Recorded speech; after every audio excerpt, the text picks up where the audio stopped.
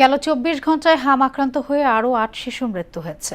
ওই সময় নতুন করে মৌসুমের রেকর্ড সংখ্যক ১,৪২১ জনের শরীরে এই রোগটি শনাক্ত হয়। এ নিয়ে ১৫ মার্চ থেকে এখন পর্যন্ত ৩২,০২৮ জন হামে আক্রান্ত হলো।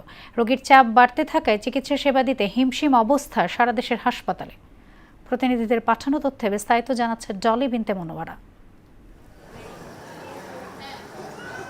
দেশজুড়ে উদ্বেগজনক হারে বাড়ছে হামে আক্রান্ত শিশুর সংখ্যা। গেল ২৪ ঘন্টায় হাম ও এর উপসর্গ নিয়ে আরও ৮ জনের মৃত্যু হয়েছে। এর মধ্যে একজন নিশ্চিতভাবে হামে আক্রান্ত ছিলেন এবং বাকি ৭ জন হামের উপসর্গ নিয়ে মারা গেছেন।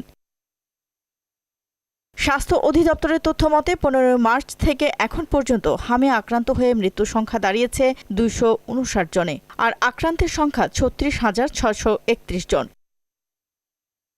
এদিকে ময়মনসিংহ মেডিকেল কলেজ হাসপাতালে হামে আক্রান্ত হয়ে নতুন শিশু রোগী ভর্তি হয়েছে ২৮ জন। এখন পর্যন্ত ময়মনসিংহ মেডিকেলে হাম ও হামের উপসর্গ নিয়ে মৃত্যু হয়েছে ১৭ শিশুর।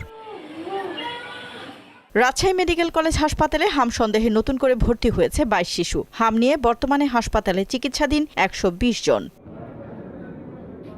হাম অত্যন্ত ছোঁয়াচে একটি রোগ। হাম সংক্রমণের তীব্রতা বাড়ার অন্যতম কারণ হাসপাতালের ভেতরে ও বাইরে পর্যাপ্ত আইসোলেশন বা পৃথক রাখার ব্যবস্থার অভাব। দ্রুত আইসোলেশন নিশ্চিত করা না গেলে পরিস্থিতি নিয়ন্ত্রণের বাইরে চলে যেতে পারে বলে জানিয়েছেন বিশেষজ্ঞরা। ডলি বিনতে মনোয়ারা, মোহনা সংবাদ।